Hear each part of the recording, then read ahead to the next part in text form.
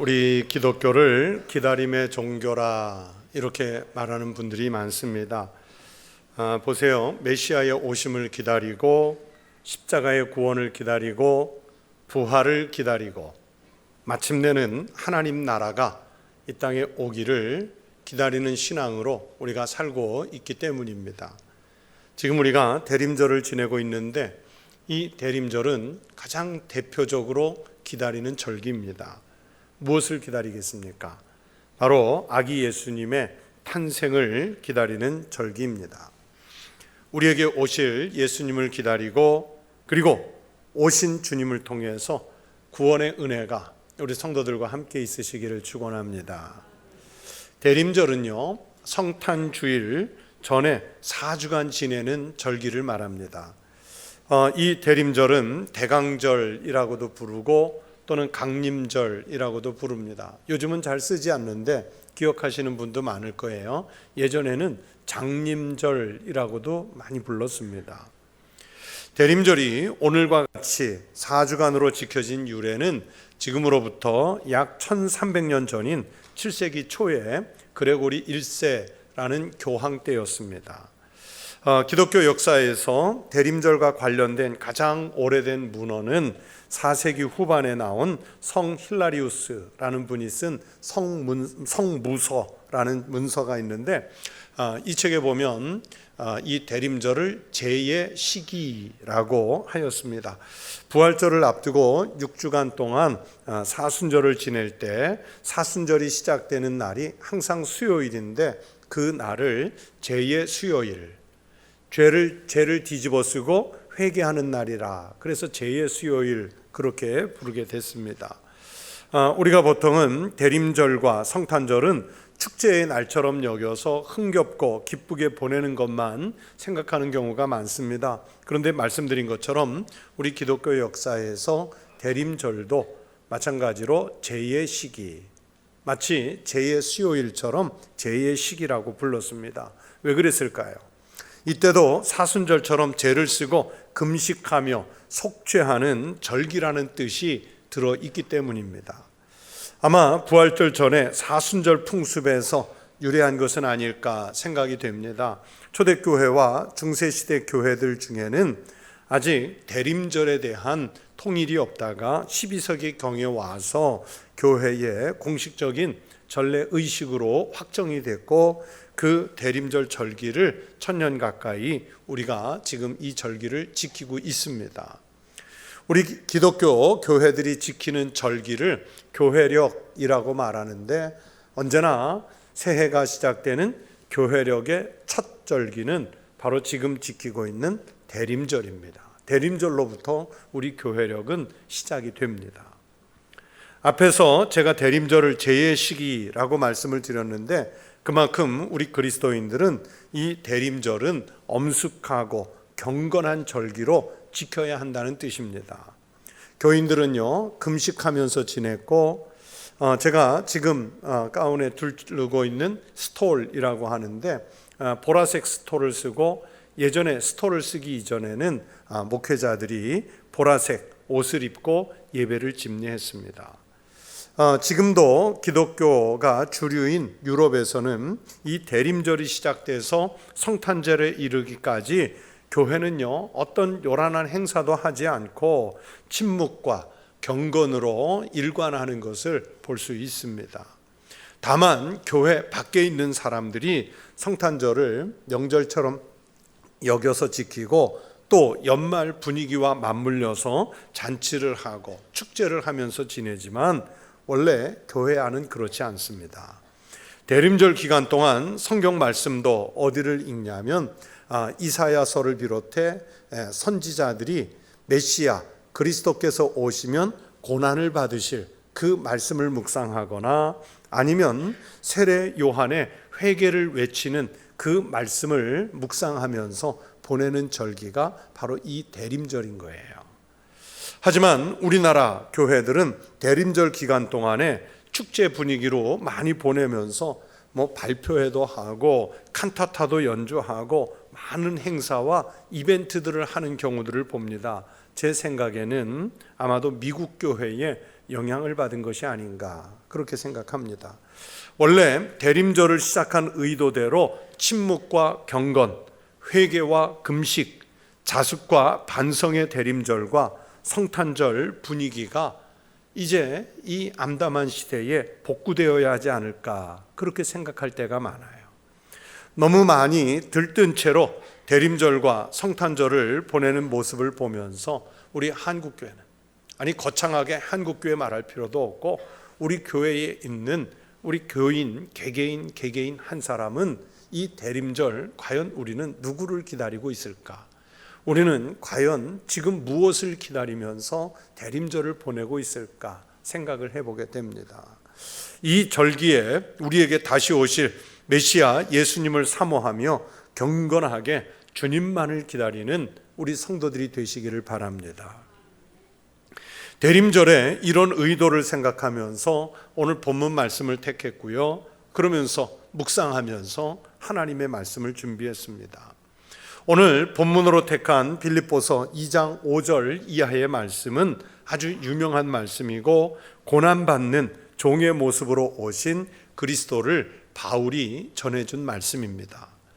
이 본문을 정리해서 한마디로 표현하라, 한 단어로 표현하라 그렇게 요구한다면 저는 겸손이라고 대답하고 싶습니다. 우리 예수님은 겸손하신 분이었습니다. 그것을 사도 바울은 죽기까지 복종이라고 표현했습니다. 그래서 그리스도를 닮은 삶을 살려고 하는 그리스도인들도 우리 주님 그리스도의 겸손에 도달하는 것을 우리 삶의 내용으로 삼아야 합니다. 낮은 사람이 높은 척하는 것, 이거 겸손 아닙니다. 없는 사람이 있는 척하는 것도 겸손이 아닙니다. 못하는 사람이 잘하는 것처럼 위장하는 것도 겸손이 아닙니다. 그렇다고 자신이 높다고 높은 것 드러내는 것 당연히 겸손 아니고요. 잘한다고 자신이 잘하는 것을 자랑하는 것도 겸손이 아닙니다.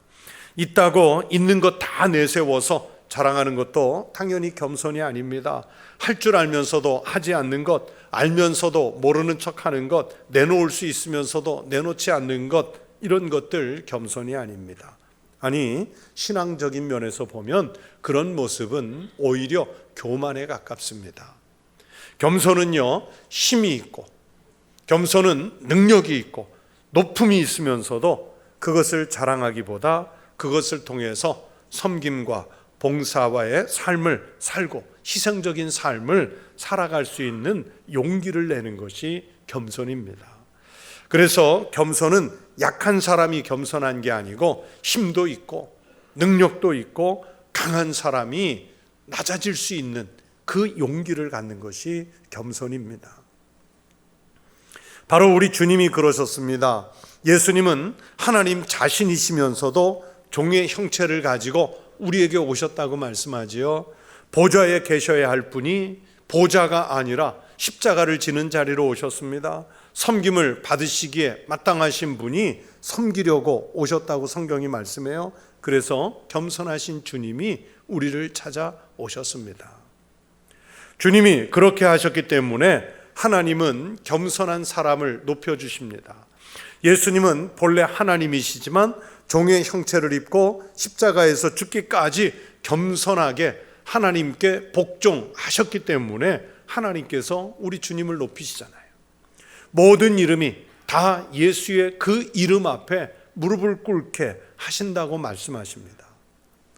오늘 본문 6절에서 그는 근본 하나님의 본체시나 하는 말씀은 예수님께서 성육신하기 이전의 상태를 가리키는 말씀이고, 종의 형체를 가지고 오셨다 하는 것은 이 땅에 오신 다음의 모습입니다. 여러분, 이 하나님의 본체, 종의 형체 같은 말이 나오는데 우리말로 번역할 때는 본체나 형체, 형체나 본체 다 같은 말이에요. 그런데 이 본체라는 말은 헬라어로 모르페라는 단어를 썼고, 또 이 형체라는 말은 스케마라는 단어를 썼는데 조금 어려운 이야기지만 제가 여러분에게 설명을 드리겠습니다. 하나님의 본체 할 때 이 모르페는 어떤 사물의 그 본질적인 것이 결코 변하지 않고 원형 그대로 유지하는 것을 모르페, 본체라고 말합니다. 반면에 스케마는 시간이 지나거나 환경이 바뀌면 상황에 따라서 변질되거나 그 형질이 바뀌는 것을 말합니다. 그런데 오늘 본문 말씀에서 우리 주님이 근본 하나님의 본체시다 하는 것은 바로 모르페예요. 변하지 않으셔도 하나님은 하나님 자신이신 거예요. 그런데 예수님께서 사람들과 같이 되셔서 사람의 모양으로, 그것도 종의 형체를 가지고 오신 것은 스케마입니다. 모든 인류를 구원하시고 특별히 나를 구원하시기 위해서 스스로 낮추어서 하나님이시라는 그 본체, 그것을 버리고 종의 형체로 낮추어서 인간으로 오셨습니다.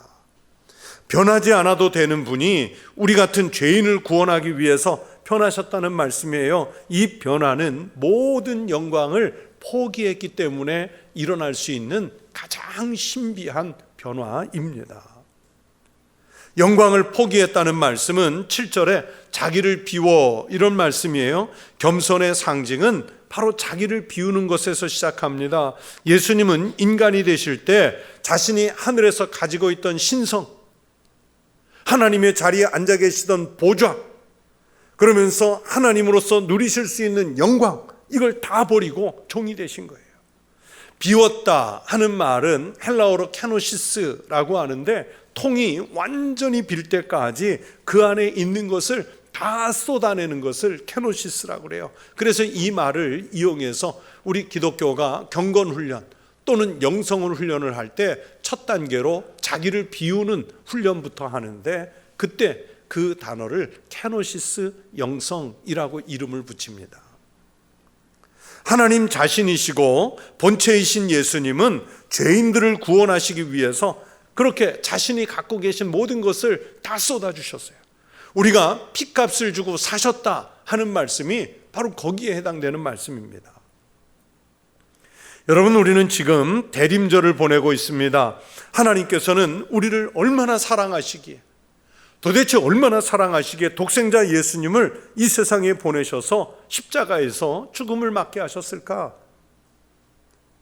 그리고 아들이신 예수님은 얼마나 겸손하시기에 그 고난의 길을 순종하시고 그 참혹한 십자가의 고통을 끝내 견뎌내셨을까?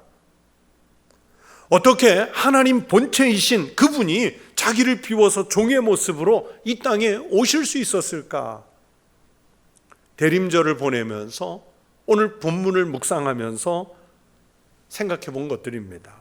여러분도 이 본문을 가지고 저와 함께 이 말씀들을 묵상하면서 금년 대림절을 보내보십시오. 여러분, 자기를 비우는 것은 무엇이며 우리도 과연 순환을 당하신 예수님을 따라서 나도 내 자신을 비울 수 있는 것인지, 오늘 이 본문 말씀에 우리 스스로를 비추어서 자신을 돌아볼 수 있어야 합니다.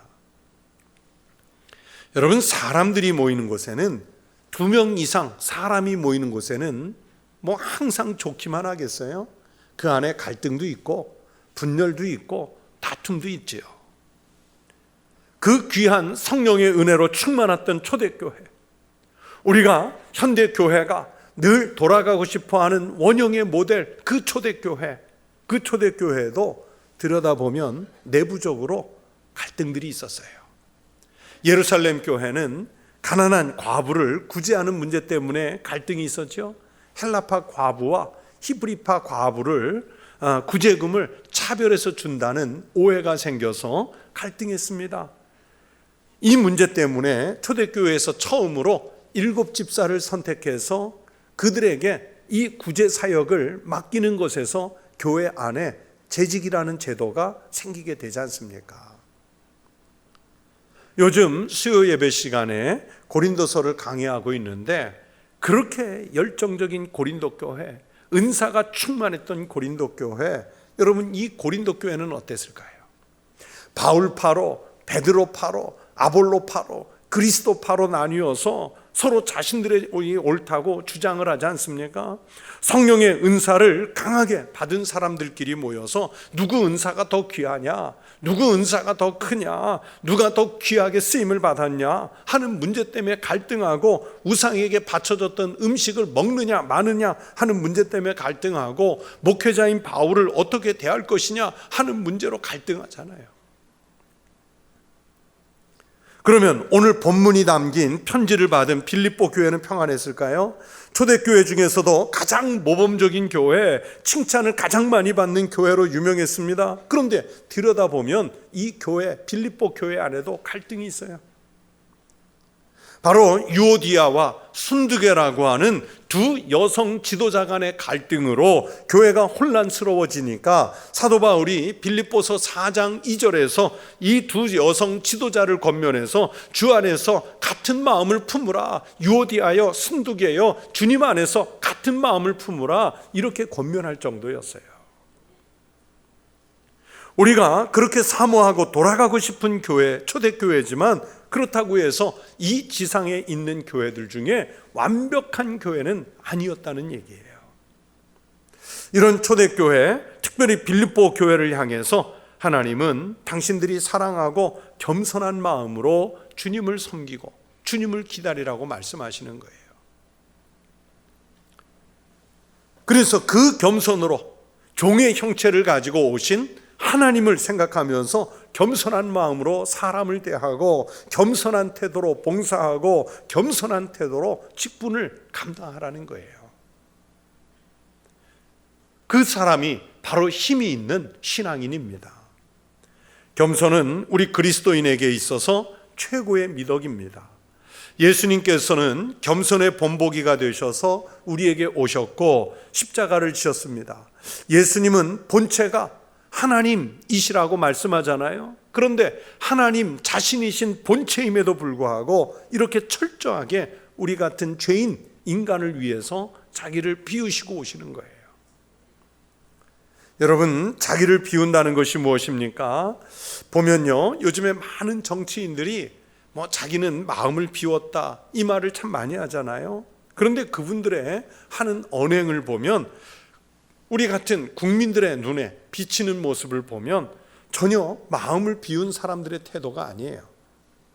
정말 마음을 비웠다고 하면 정도되고 자기를 낮추고 죽기까지 복종하는 행동들이 있어야 되는데, 오히려 그 마음속에는 국민을 섬기려는 태도보다는 자기들이 권력을 잡으려는 욕심, 아니 오히려 국민들 위에 군림하려는 그 욕망, 이런 것들을 마음을 비웠다는 마음 속에, 그 말 속에 덮어두고 있는 거예요.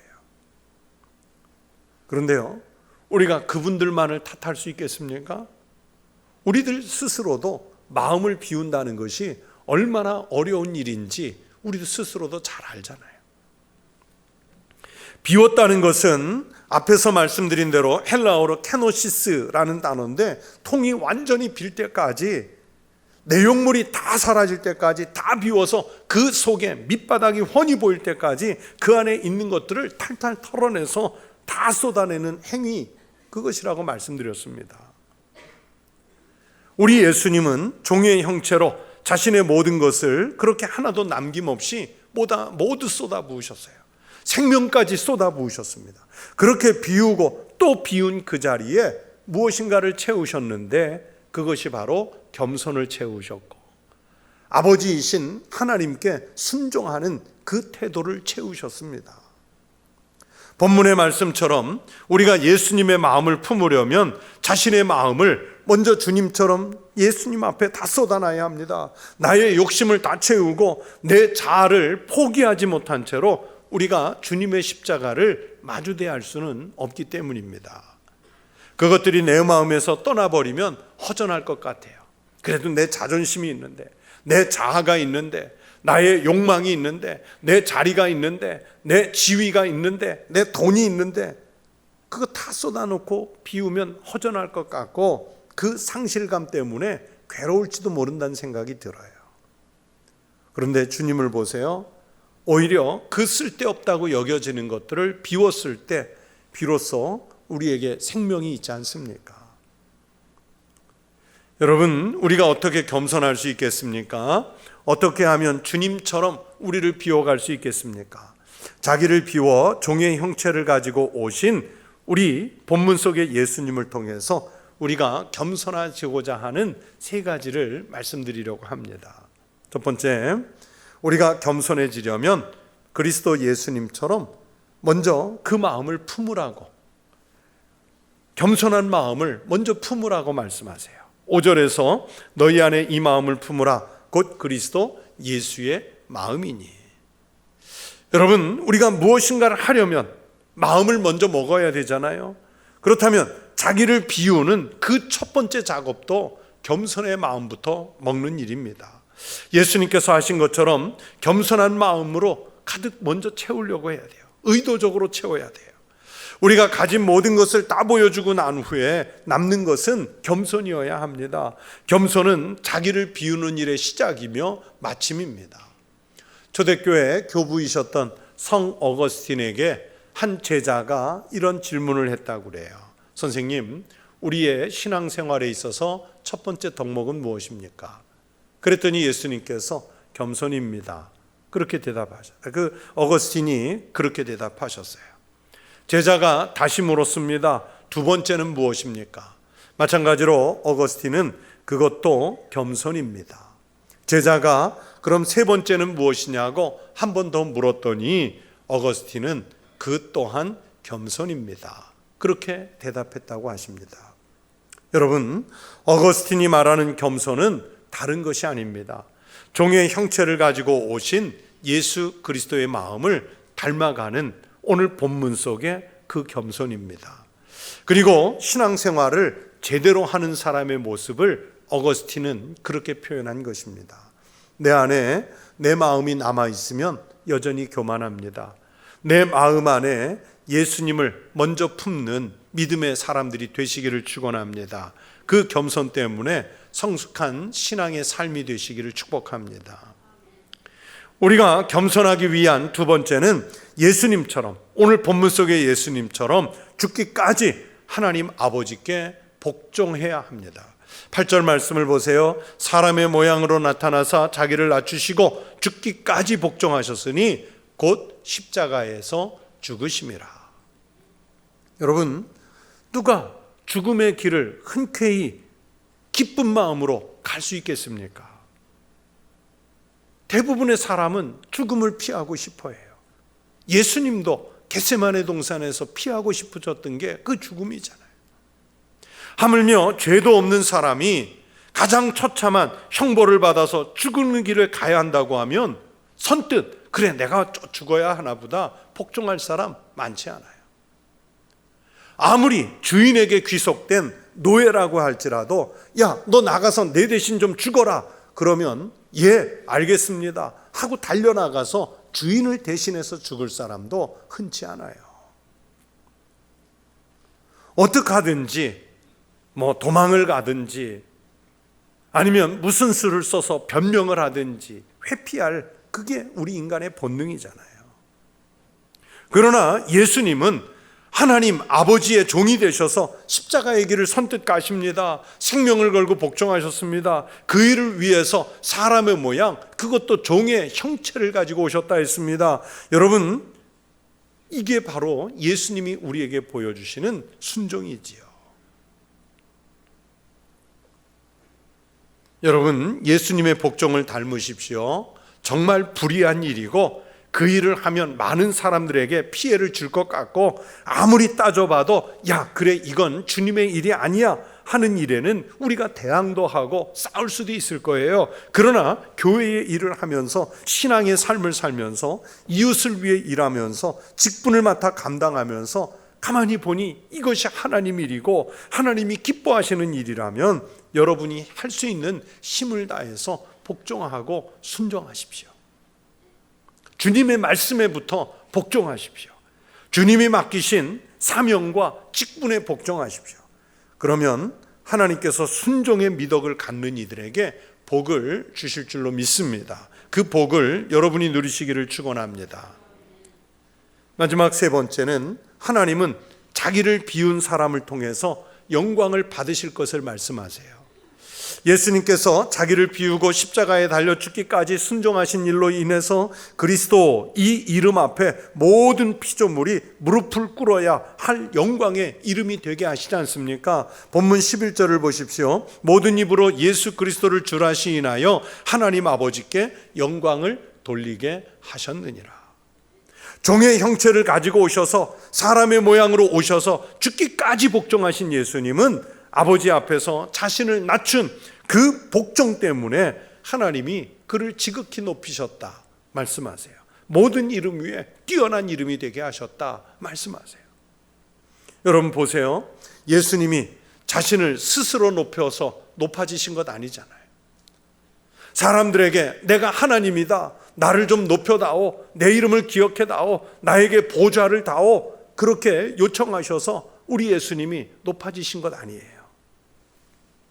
그저 겸손하게 복종하셨을 뿐이고 복종하신 예수님을 아버지께서 높여주셨습니다. 그래서 예수님이 그 복종을 닮아서 사는 사람들을 통해서 마찬가지로 우리 하나님은 영광을 받으세요. 예수님이 높아지신 일로 인해서 하나님께서 영광을 받으셨습니다. 낮아지셨으나 높아지심, 죽기까지 복종하셨으나 모든 이름 위에 뛰어나게 하시는 그 은혜가 바로 우리가 기독교로 믿는 신앙의 역설인 거예요. 우리가 이렇게 믿으면 하나님께서 영광을 받으신다고 본문이 말씀하십니다. 그렇게 자신을 낮추고 순종하는 성도들이 되시기를 주의 이름으로 축원합니다.